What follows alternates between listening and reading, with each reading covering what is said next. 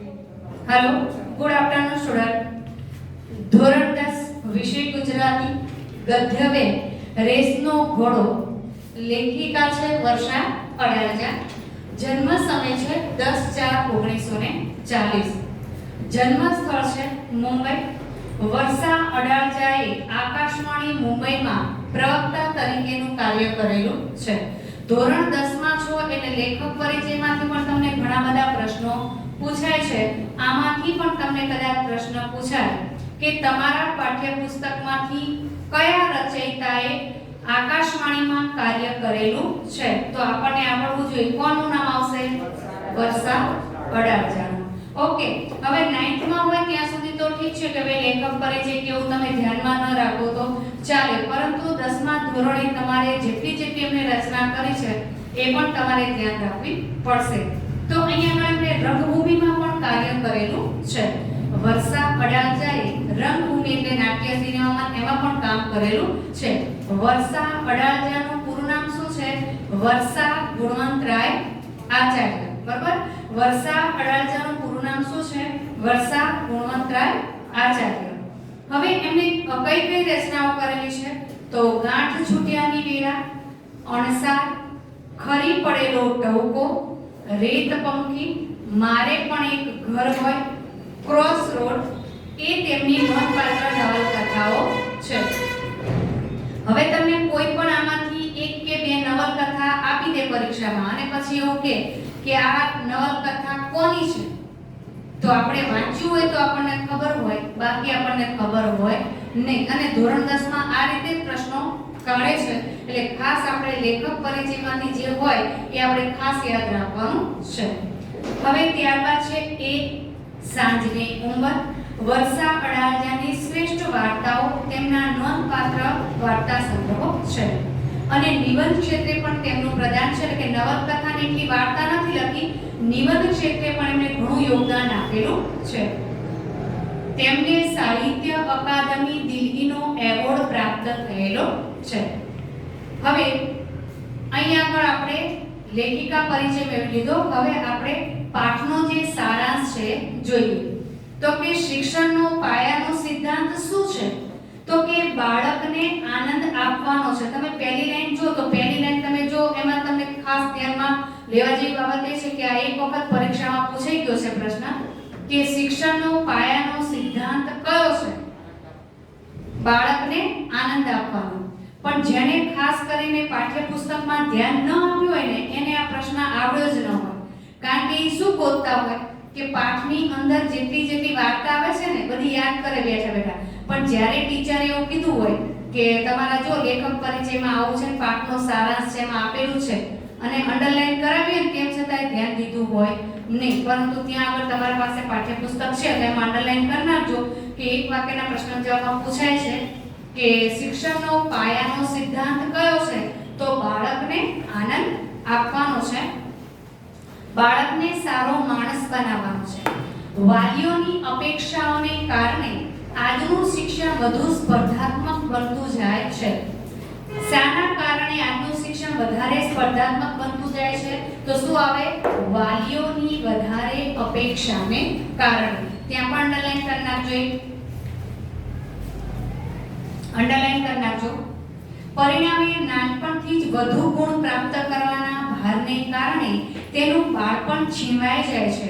એ બાબતે લાલબત્તી ધરતી આ વાર્તા છે કે બાળપણમાં જ એનું એકદમ નાનપણથી જ એનું બાળપણ છીનવાઈ જાય છે, એ પ્રત્યે લાલબત્તી ધરતી આ વાર્તા છે। બાળપણ છીનવાઈ જાય છે એ પ્રત્યે લાલબત્તી ધરતી વાર્તા તમારા પાઠ્યપુસ્તકમાં કઈ છે? તો શું આવે? રેસનો ઘોડો। હવે એમાં બાળકોને પોતાની રીતે વિકસવા દેવાની શીખ પણ આ કૃતિમાંથી તમને મળે છે। ઘડપણમાં માતા-પિતાને પૈસા કરતા પોતાના સંતાનોના સહારાની વધુ અપેક્ષા હોય છે। અપેક્ષા એટલે ઈચ્છા, શું થાય? અપેક્ષા એટલે ઈચ્છા। ડોક્ટર બનીને પરદેશ જનાર છોકરા કરતા દેશમાં રહીને પરિવાર સાથે આનંદથી રહેતો દીકરો વધુ આવકાર્ય હોય છે, અને એ પણ ત્યાં દેશ અને સમાજમાં બંને જગ્યાએ। એવા ઘણા મુદ્દાઓ પર પ્રકાશ પાડતી આ વાર્તા છે કે દેશમાં રહે અને માતા-પિતાની કરે છે, વિદેશમાં જઈ ડોક્ટર બને કે ગાડી બંગલામાં ફરે એના કરતા કયો દીકરો વધારે આવકારે છે? માતા પિતા પાસે રહેતો હોય અને પોતાની જવાબદારીનું વહન કરતો હોય. હવે ટૂંકમાં તમને વાત કહી દઉં એટલે તમને પાઠ સમજવામાં થોડી વધારે સરળતા રહે. પાઠની શરૂઆત એવી છે કે વિનુ કાકા નામનું પાત્ર છે. અહીં આપણે તમને પાત્રો લખાવેલા છે. પાત્રોના આપણે બે વિભાગ પાડે છે જેથી તમને સરળતા રહે. કારણ કે વિદ્યાર્થીઓ આવી રીતે મારે પાઠ પાડવાની પાછળનું મોટું કારણ એ હતું કે જ્યારે વિદ્યાર્થીઓને કોઈ પણ પ્રશ્ન રેસના ઘોડા વિશે પૂછવામાં આવે ને એટલે શું કરે, વિનુ કાકાની પત્ની નીનાબેનને બનાવી દે અને સંજયભાઈની પત્ની મંજુ કાકીને બનાવી દે. એટલે કોઈના પરિવાર વિશે વિદ્યાર્થીઓને ઘણીવાર ખબર પડતી નથી. માટે મેં આ રીતે પાઠ પાડ્યા છે કે પાત્રો કયા, તો કે પરિવાર એક, તો કે કયો, તો કે વિનુ કાકા, મંજુ કાકી અને પુત્ર સૌરભ.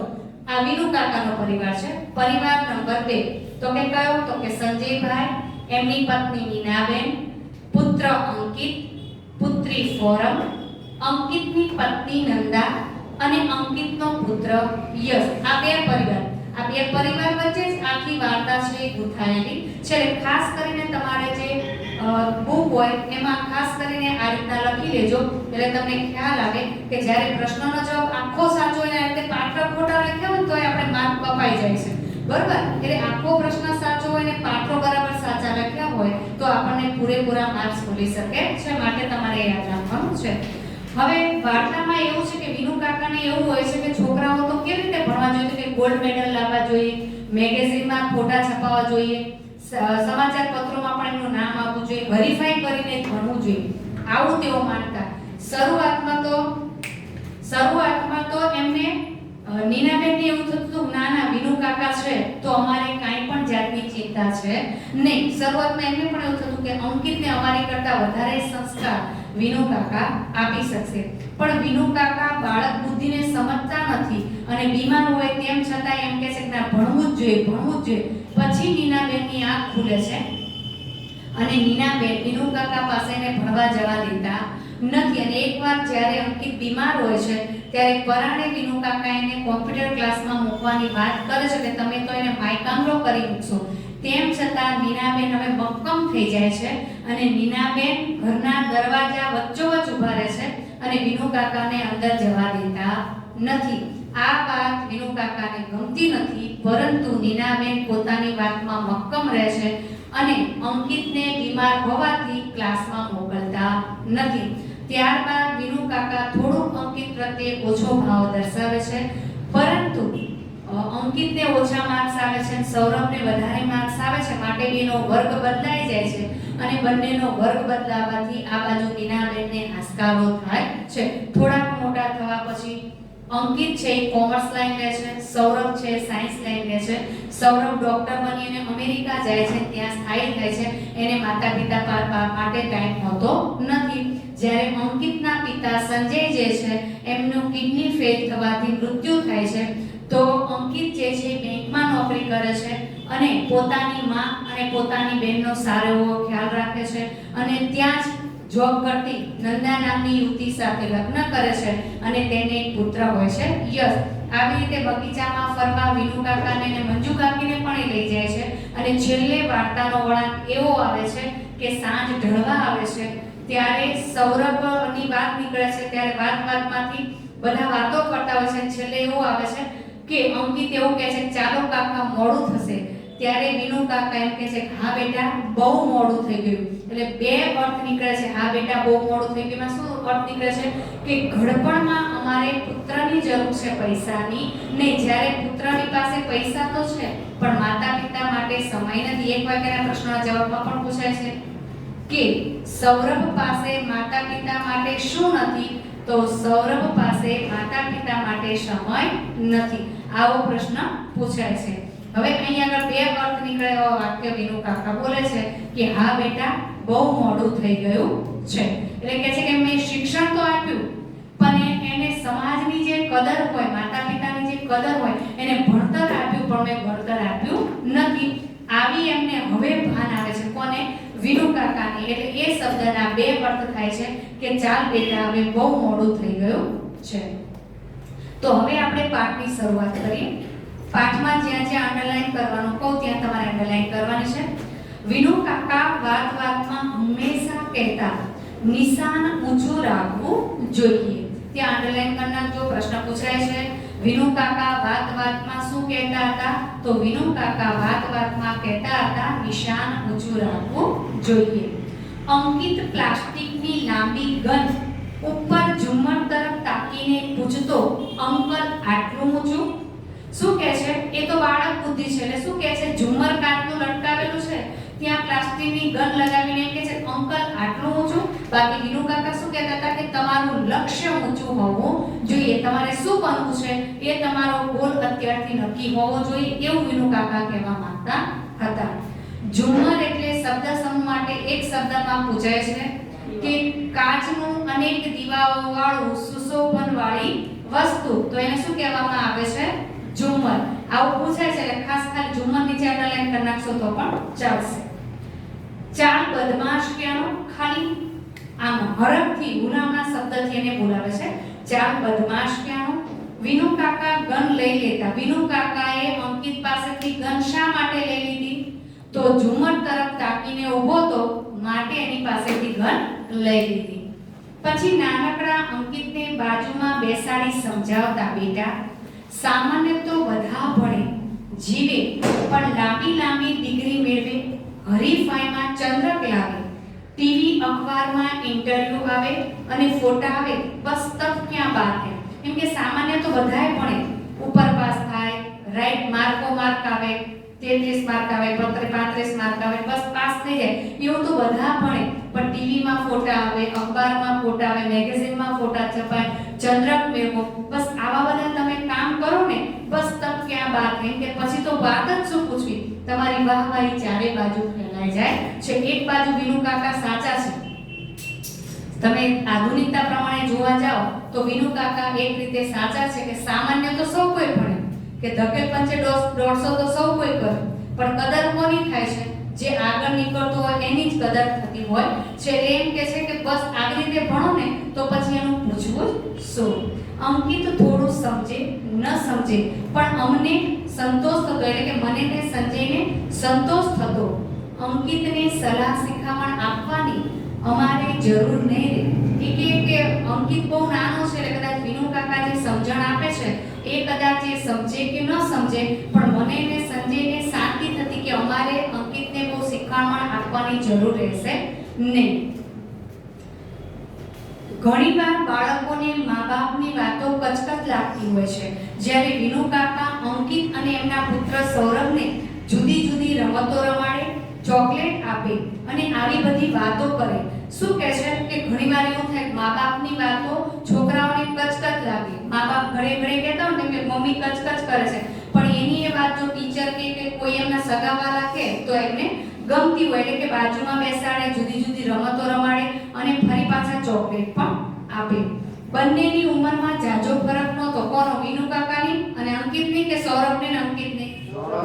સૌરભ અને અંકિતની. સાંજે માથે બેસીને હોમવર્ક પણ કરાવે. માથે બેસીને એટલે પાસે બેસીને હોમવર્ક પણ કરાવે. ટીવી પર નેશનલ જિયોગ્રાફિક કે ડિસ્કવરી ચેનલ મૂકે. મંજુ કાકી ઘણીવાર કંટાળી જતા. અંડરલાઈન કરી નાખજો જિયોગ્રાફિક અને ડિસ્કવરીમાં કારણ કે પ્રશ્ન પૂછાઈ ગયેલો છે બોર્ડમાં એકવાર કે વિનુ કાકા ટીવી પર કઈ ચેનલ મૂકતા હતા?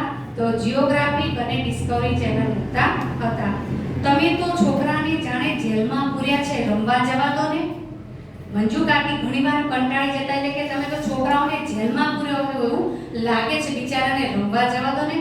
આવા શબ્દો આપી અને તમને એક વાક્યનો અથવા તો જોડકામાં પણ પૂછે છે કે પાત્ર અને ઉક્તિ એવું જોડવું હોય. આ બાજુ અહીંયા આગળ લખ્યું હોય કે બિચારા છોકરાઓને તો તમે જેલમાં પૂર્યા છે રમવા જવા દો ને. પછી અહીંયા આગળ આવા 4 સેન્ટેન્સ હોય અલગ અલગ. આ તો એક ખાલી મંજુ કાકી બોલે છે જ છે પણ બોર્ડની પરીક્ષામાં શું હોય બધાય પાઠમાંથી લીધેલું હોય. કદાચ તમને લેખકને એવું યાદ હોય પ્રકાર યાદ હોય પૃથ્વીનું પણ આવી ઉક્તિ યાદ ન હોય તો અહીં બાજુમાં લખેલા હોય ઓપ્શન એમાંથી એક મંજુ કાકી હોય તમારે ગોતવાનું કે આ વાક્ય કોણ બોલ્યું છે તો શું આવે? મંજુ કાકી. કારણ કે રોકડામાં કોઈ ને એનું પહેલા આપણે ધ્યાન રાખીએ કે ભાઈ જોડકા જે છે એમાંથી આપણે જોવાનું હોય કે આ કોણ બોલે છે તો કે મંજુ કાકી અને રોકડા માર્ક્સ આપણને 4 મળી જાય. ઓકે, અંડરલાઈન કરી નાખજો. એને શું પ્રાપ્તિ થવાની છે? શું કહે છે કે રમીને બાળકો સાથે એને શું પ્રાપ્તિ થવાની છે? નિર્ભેળ, નિર્દોષ, આનંદની. આ વાક્ય પણ મંજુ કાકી જ બોલે છે કે છોકરાઓ સાથે રમીને એમને નિર્ભેળ, નિર્દોષ, આનંદની જ પ્રાપ્તિ થવાની છે. જો અત્યારે એના ચહેરા પર આનંદ જ છે ને, કોણ બોલે છે આ વાક્ય? તો આ વાક્ય વિનુ કાકા બોલે છે. એવું લાગે તો સાઈડમાં પેનથી લખતા જજો, જ્યાં બોલું ત્યાં વિનુ કાકા, મંજુ કાકી. કપાળ તમારું એ આનંદ આઈસ્ક્રીમનો છે. થોડું ગુસ્સાથી મંજુ કાકી કહે છે કપાળ તમારું. હજુ આનો અર્થ કોઈ ખબર નથી પડતી. કપાળ તમારું એટલે શું? આપણે બધાય બોલતા કપાળ તારું, બરાબર ને? એટલે કહે છે કે એ આઈસ્ક્રીમનો આનંદ છે. મંજુ કાકીના ધારણા પ્રમાણે અથવા તો મંજુ કાકીની માન્યતા પ્રમાણે છોકરાઓના મોઢા ઉપર શેનો આનંદ હતો? તો જવાબમાં શું આવે? આઈસ્ક્રીમનો આનંદ હતો. 24 કલાક ચોકી કરશો એટલે છોકરા ભણેશ્રી થઈ જવાના છે. તમે 24 કલાક ચોકી કરશો તો છોકરા કઈ ભણેશ્રી થઈ જવાના નથી. મંજુ, મૂર્તિને કંડારવી પડે છે. દુનિયા તેજ ગતિથી દોડી રહી છે. તીવ્ર હરીફાઈ છે બધા ક્ષેત્રમાં. શું કહે છે કે અત્યારે મૂર્તિને કંડારવી પડે. ખાલી પથ્થર તમે મૂકી દો તો તમને એટલો ભાવ જાગૃત થાય. આરસ પારનો પથ્થર મૂકી દે, કોઈ એમ કે આ ભગવાન છે તો કદાચ આપણને એટલી બધી આસ્થા જાગૃત ન થાય. પણ એને કોઈ કૃષ્ણનું રૂપ આવે, કોઈ માતાજીનું રૂપ આવે અને એને સરસ મજાની મૂર્તિ બનાવે તો આપણને એટલો ભાવ અંદર જાગૃત થાય. એટલે વિનુ કાકા શું કહે છે કે મૂર્તિને કંડારવી પડે છે. અત્યારે દુનિયામાં તીવ્ર હરીફાઈ છે અને એ તમને અત્યારે ખબર નહીં પડે કેટલી હરીફાઈ છે. જ્યારે આપણે ત્યાં 10મા ધોરણમાં હોય, મહેનત ન કરીએ, ફક્ત 40% આવીને ઉભા રહે, પછી જ્યારે તમે ભણી લો અને પછી જ્યારે કમ્પેરિઝન થાય 10મા ધોરણના ટકા ગણાવવાના હોય ને, પછી જ્યારે તમે 5%ની એક પોઈન્ટ માટે બાકી રહી જાવ ત્યારે એવું થાય કે એ વખતે થોડી મહેનત કરી લીધી હોત તો સારું હતું. કારણ કે રસ્તામાં ક્યાંય નોકરી પડી નથી. ગમે એટલું ભણશો ને તોય ટકાવારી ઘટશે. ગમે એટલા તમે આગળ નીકળો ને પણ મહેનત જ તમારી કામ લાગશે. એવું ભણતર હોવું જોઈએ. તમારી ફાઇલ મૂકો ને પછી બીજાની ફાઇલ જોવાની તૈયારી ન બતાવે સામેવાળો. એવું તમારું ભણતર હોવું જોઈએ. ટૂંકમાં વિનુ કાકા એવું જ કહેવા માંગે. હકીકતમાં વિનુ કાકા એક બાજુ સાચા જ છે. કદાચ એમને ભણતર એટલું આપ્યું પણ સાથે સાથે ગણતર એટલું આપ્યું હોત તો સારું થાત. પણ એટલું એમને ભણતરમાં જ ધ્યાન આપ્યું. કેવી વાત સાચી છે કે દરેક જગ્યાએ હરીફાઈ છે. કોઈ પણ એક જગ્યા બાકી નથી દુનિયામાં કે ભારતમાં, ગુજરાતમાં કે ક્યાંય હરીફાઈ નહીં હોય. ક્યાંય હરીફાઈ નથી. એવું છે, હરીફાઈ જ છે. 50 નોકરીની જગ્યા ખાલી હોય અને 5000 ફોર્મ આવે છે. 25 જગ્યા ખાલી હોય અને 500 ફોર્મ આવે છે. તો આને હરીફાઈ ના કહેવાય, બીજું શું કહેવાય? 5 જગ્યા ખાલી હોય 5 તોય 500 અંદર ફોર્મ આવે છે. નાના એવા કારખાના હોય, ગમે એવું હોય, એટલે દરેક જગ્યાએ નાનામાં નાની નોકરીમાં પણ હરીફાઈ છે. એટલે જો ભણશો નહીં તો કોઈ તમને સહાય કરવા આવશે નહીં. કોઈ એમ કહેતું હોય કે અમારે ચાલે છે ભણ્યા વગર કે અમારી નોકરી વગર ચાલે છે, ના રે ના. કરોડોના આસામી હોય પણ તોય ભણ્યા વગર ચાલે નહીં. અંબાણી પરિવારને જુઓ તો કમાવું પડે છે ને, તો કેટલું છે ને, તો સવાર સાંજ શું કામ આટા ખાય જામનગરના. ભણવું જરૂરી છે, સાથે સાથે દોડવું પણ જરૂરી છે. શેમાં? પોતાના લક્ષ્યની પ્રાપ્તિ માટે દોડવું જરૂરી છે. એવું અહીંયા વિનુ કાકા કહે છે. તો એટલે મંજુ કાકી કે તો અરે તો લક્ષ્યાંક પર પહોંચવું હોય તો ઘોડો દોડાવવો પડશે મંજુ. એટલે કે જો લક્ષ્ય સુધી પહોંચવું હોય તો ઘોડો દોડાવવો પડે. કયો? મનનો અને મહેનતનો. મન હોય તો માર્ગે જવાય. બાકી હું ભણાવતી હોય અને તમે બીજી પ્રવૃત્તિમાં મસ્ત હોય તો તમને ટીચરને ખબર નથી, પણ ટીચરની નજર બધે ફરતી જ હોય. માટે મનનો ઘોડો અને મહેનતનો ઘોડો દોડાવવો પડે. હું તમને કહી શકું, બાકી તમારા મનમાં ઉતરીને તમને મહેનત કરાવી શકું નહીં. ઓકે. હારી ગયેલાને કોઈ ભાવ પૂછતું નથી. બધા વાક્યો વિનુ કાકાના અહીં સુધી સાચા છે. ઈ કે હારી ગયો હોય ને એને કોઈ પૂછતું નથી. તમે કદાચ ઇન્ટરવ્યુ આપવા જાઓ ને એટલે તમારી પહેલા બધા હોય ત્યાં સુધી મીઠી મીઠી વાતો કરતા હોય, પણ તમારા કરતા 2 માર્ક કે વધારે સિલેક્ટ થઈ જાય ને તો બારે તમને હાય હેલો ના કરે. કારણ કે હારી ગયા અને કોઈ પૂછે નહીં. રેસમાં ઉતરેલો ઘોડો જ્યાં સુધી દોડતો હોય ને આને એટલા માટે જ નામ એવું આપ્યું છે. રેસમાં ઉતરેલો ઘોડો તમે ગમે ત્યાં જોયું જ હશે કે ઘોડો દોડે ને એની પર પૈસા લાગેલા હોય. જ્યાં સુધી ઘોડો તાકાતવાળો હોય ને એની પર 2 લાખ મૂક્યા હોય રોકા અને ઘોડો એમને 5 લાખ વળતર આપી દે ને ત્યાં સુધી ઘોડાની બહુ ડિમાન્ડ હોય. ઘોડો સેજ ભૂખ્યો થઈને બધું આપી દે કે ચણા આપો, ઘી આપો, ગોળ આપો, બધું. પણ જ્યારે એ ઘોડો હારવા લાગે ને એટલે એને કોઈ ભાવ ના પૂછે. એનાથી કોઈ વધારે સારો ઘોડો હોય જાય પછી આ 5 લાખ અપાવતો હતો ને એનાથી વધારે અપાવવાળો ઘોડો છે 10 લાખ વાળો એનાથી વધારે દોડવાવાળો પછી એ ઘોડાના માનપાન વધે. એકવાર હારી જાય ને પછી એ ઘોડાને કોઈ પૂછતું નથી. એટલે શું કહે છે વિનુ કાકા કે હારી ગયેલાને કોઈ પૂછતું નથી. મંજુ એટલે પોતાની પત્નીને કહે છે હે ભગવાન તમારા ભેજામાં ક્યાંથી આ ભૂસું ભરાયું છે. ભૂસું ભરાયું એટલે માન્યતા થસી જવી. ગઈ મહિને એસએસસી નું પરિણામ આવ્યું. ઝુંપડપટ્ટીનો છોકરો પહેલો આવ્યો કે નહીં? કોણ કહે છે આ? મંજુ કાકી. ઝુંપડપટ્ટીનો છોકરો પહેલો આવ્યો કે નહીં? આ વાક્ય કોણ બોલે છે? મંજુ કાકી. તારી સાથે માથાકૂટ નકામી છે. આવતા મહિનાથી સૌરભના કમ્પ્યુટર ક્લાસ શરૂ થશે.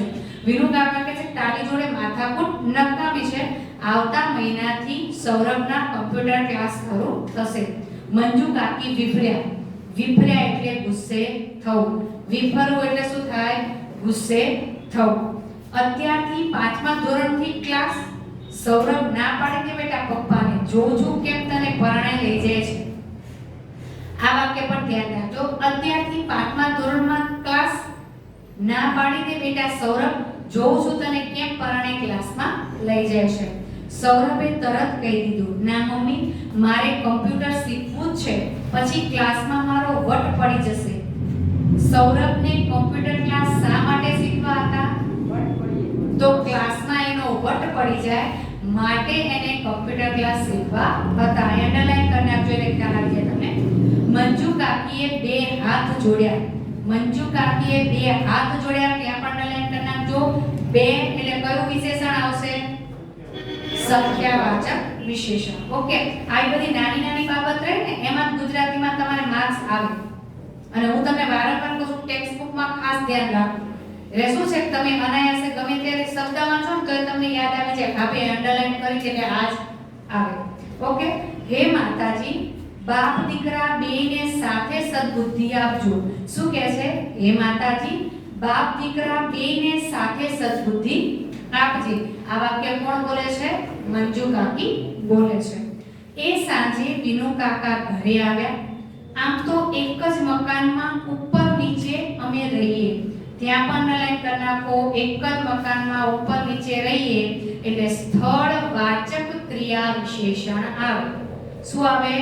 સ્થળ વાચક ક્રિયા વિશેષણ આવે.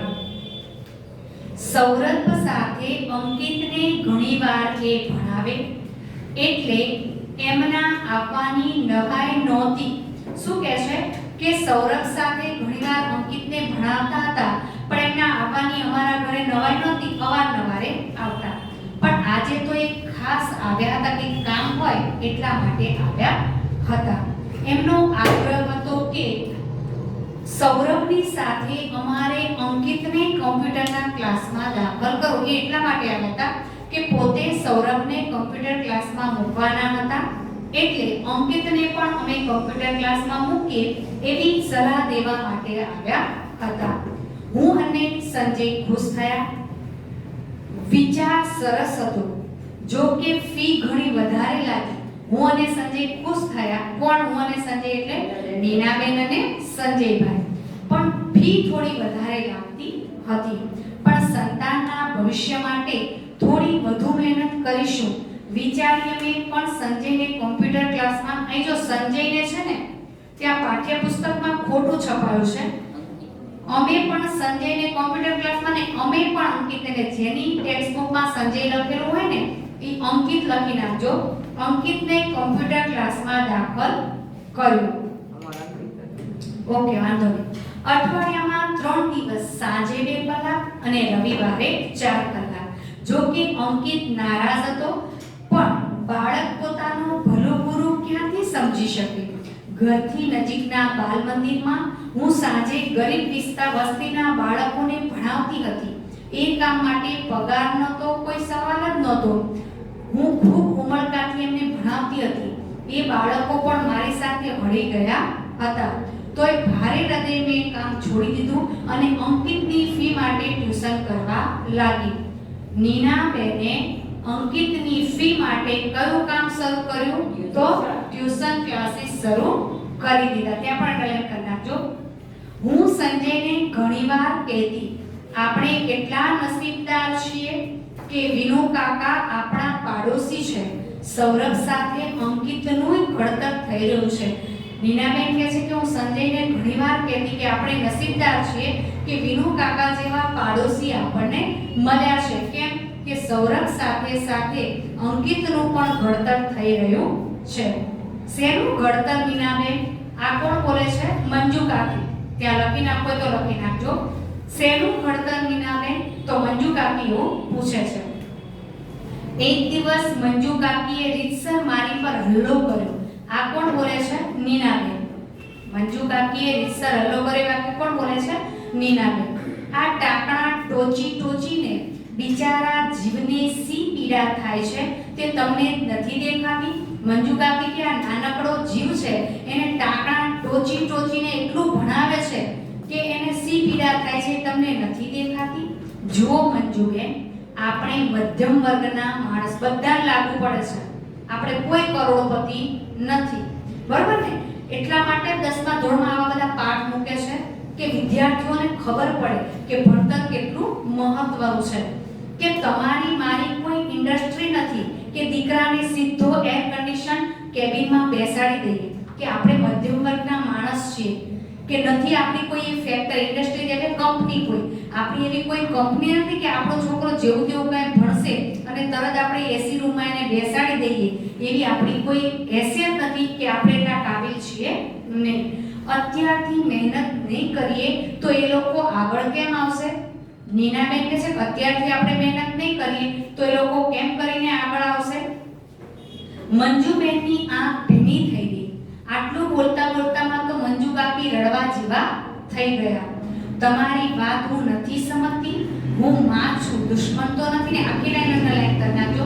વાક્ય કોણ બોલે છે? મંજુબેન બોલે છે અથવા તો મંજુ કાકી બોલે છે. તો પછી પણ ખરું પૂછો તો હું એકલી પડી ગઈ છું. મંજુ કાકી શું કહે છે કે સાચું કહો તો નીનાબેન હું એકલી પડી ગઈ છું. એ બાપ દીકરાની જાણે અલગ દુનિયા છે અને હું માત્ર ઉંમરે ઊભી છું. એ કે બાપ દીકરાની અલગ દુનિયા છે અને હું તો ફક્ત ઉંમરે આવીને ઊભી રહી ગઈ છું. મારા દીકરાને રેસના ઘોડાની જેમ દોડાવે છે. ત્યાં અંડરલાઈન કરી નાખો. ઉપમા અલંકાર છે. મારા દીકરાને રેસના ઘોડાની જેમ દોડાવે છે. કયો અલંકાર થયો? ઉપમા અલંકાર. કોની સાથે સરખામણી કરે છે? ઘોડા સાથે, બરાબર ને? જેને ખબર નથી આજુબાજુમાં જોઈને પછી અંડરલાઈન કરી નાખે. વિનુ કાકાને તમારા માટે ખૂબ લાગણી છે. આ વાક્ય કોણ બોલે છે? નીનાબેન. નહીં જાણતી હો પણ કોણ જાણે મનમાં ઊંડે ખોટું લાગે છે. આ વાક્ય મંજુ કાકી બોલે છે કે હું જાણું છું પણ તેમ છતાં મને મનમાં ઊંડે ખોટું લાગે છે. અરે નાના મંજુ કાકી, થોડા વખતમાં બધું ઠીકઠાક થઈ જશે. શું કહે છે નીનાબેન કે તમે ચિંતા ન કરો, થોડા સમયમાં બધું ઠીકઠાક થઈ જશે. આ વાક્ય કોણ બોલે છે? નીનાબેન. તો તમારા મોંમાં ઘી સાકર લ્યો જાઓ. શું કહે છે મંજુ કાકી? તો તમારા મોઢામાં ઘી સાકર લ્યો હું જાઉં. આટલું કહીને મંજુ કાકી ત્યાંથી જાય છે. હવે મંજુ કાકી ઉતાવળે ગયા પણ મારા મનમાં પ્રશ્નાર્થ મૂકી ગયા. મંજુ કાકી આટલું ગઈ ને ઉતાવળા ગયા પણ મારા મનમાં એક પ્રશ્નાર્થ મૂકીને જાય છે. મંજુ કાકીનું આવું વિચારવું ઠીક હતું? કેટલા પ્રશ્નો થાય છે નીનાબેનને કે મંજુ કાકીનું આવું વિચારવું ઠીક હતું?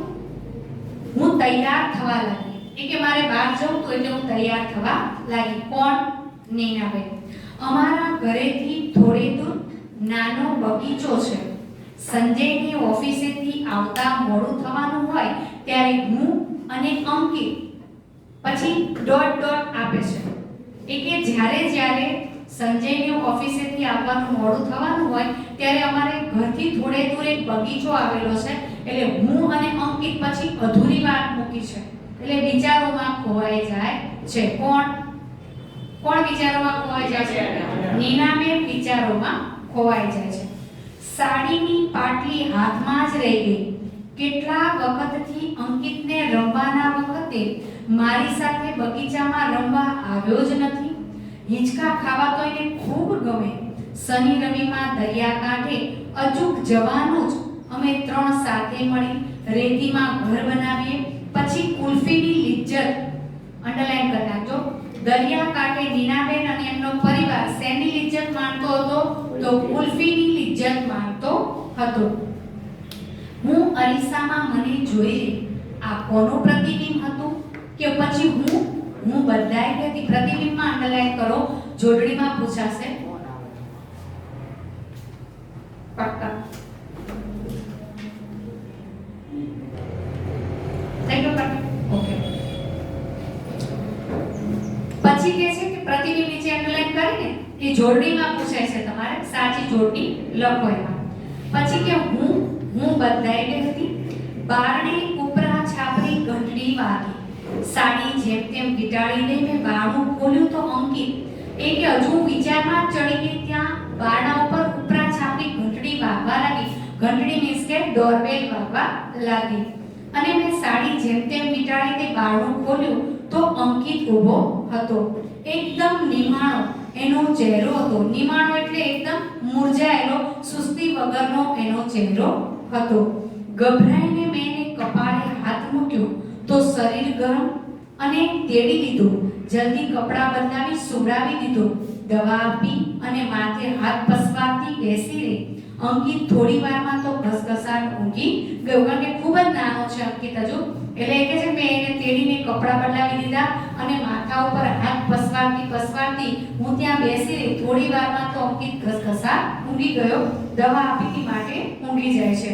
ફરી ઘંટડી, બારણું ખોલ્યું તો વિનુ કાકાને સૌરભ. ફરીવાર દરવાજે ઘંટડી વાગે છે અને હું ઊભી થઈ તો જોયું તો વિનુ કાકાને સૌરભ. અંકિત હજી શાળાએથી આવ્યો નથી. કોમ્પ્યુટર ક્લાસમાં જવાનું મોડું થાય છે. આજે ક્લાસમાં નહીં આવે, તેને તાવ છે વિનુ કાકા. ઉપરનું વાક્ય છે કોણ બોલે છે? અંકિત હજી શાળાએથી નથી આવ્યો, વિનુ કાકા બોલે છે. ત્યાં અંડરલાઈન કરી નાખજો. દવા આપીને બસ ત્યારે મોકલો, આપમેળે સારું થઈ જશે. ચાલો હું જ ઉઠાડું. શું કહે છે? દવા આપી દીધી ને, બસ ત્યારે સારું થઈ જશે. ચાલો હું જ ઉઠાડી દઉં છું. તરત મેં કહ્યું. નીનાબેન કહે છે, ના કાકા, ક્લાસ ક્યાં જવાના છે? આજે નહીં તો કાલે. ત્યાં અંડરલાઈન કરી નાખજો. પણ તાવમાં અંકિતને નહીં મોકલું. ક્લાસ ક્યાંય જવાના નથી. આજે નહીં તો કાલે. પણ તાવમાં તો હું અંકિતને ક્લાસમાં મોકલવાની નથી. નીનાબેન પોતાની વાત ઉપર મક્કમ રહે છે. નવાઈ પામીએ મને જોઈ રહ્યા. વિનુ કાકાને નવાઈ લાગી કે નીનાબેન કોઈ દિવસ ભણવા બાબતે ના ન પાડે અને આજે નીનાબેન કેમ ભણવા બાબતે ના પાડે છે. એટલે આશ્ચર્યચકિત થઈને એ મારી સામું જોઈ રહે છે. નીનાબેન, તમે તો અંકિતને માય કામલો કરી મૂકશો. ત્યાં અંડરલાઈન કરી નાખજો. ચાલો ઉઠાડો જો. અત્યારથી પંપાડશો તો ભવિષ્યમાં કરશે શું? એ કે નીનાબેન, તમે એને માય કામલો બનાવી દેશો. અત્યારથી જો તમે આવું કરશો તો ભવિષ્યમાં શું કરશે? એને મોટો થઈને ભવિષ્યમાં જે કરવું હોય તે ત્યારે નક્કી કરશે. પણ તાવમાં તો હું એને નહીં જ મોકલું. વિનુ કાકા કદાચ અંદર આવી જાય એ ડરથી બારણામાં જ ઊભા રહી મેં મક્કમતાથી કહ્યું. એ નારાજ થયેલા લાગ્યા.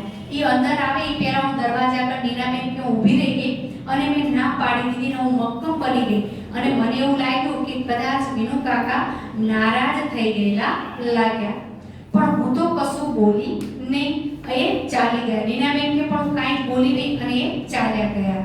સાંજની રસોઈમાં પરોવાય ત્યાં મેં ટીવીનો અવાજ સાંભળ્યો. નવાઈ પામી હું બહાર આવી. જોયું તો અંકિત ટીવી પરના કોઈ ગીતને રસપૂર્વક જોઈ રહ્યો હતો.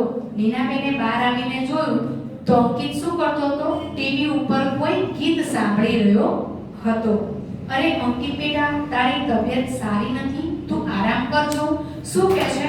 કે અંકિત, તારી તબિયત સારી નથી, તું આરામ કરજો. તો એણે હસીને કહ્યું, હવે મને સારું છે મમ્મી. મેં કપાળે હાથ મૂક્યો તો તાવ ગાયબ. એણે મારો હાથ પકડ્યો ને લાડથી કહ્યું, ચાલને મમ્મી, ઘણા વખતથી આપણે બગીચામાં ગયા નથી. કેટલું લાડથી બોલે છે, અંડરલાઈન કરી નાખજો. ચાલને મમ્મી ઘણા વખતથી આપણે બગીચામાં ગયા નથી, એવા લાડથી મમ્મીનો હાથ પકડીને કહે છે. પણ પછી તાવ અને તારું હોમવર્ક, આ નીનાબેન બોલે છે. હવે તાવ ઉતરી ગયો છે, અમે બંને બગીચામાં ગયા. એ સાંજે અંકિતે ખૂબ હિંચકા ખાધા. કમ્પ્યુટર ક્લાસમાં પરીક્ષા થઈ. અંકિત માંડ પાસ થયો. સૌરભને સર્ટિફિકેટ ઓફ મેરિટ મળ્યો. અંડરલાઈન કરી નાખજો ત્યાં આગળ.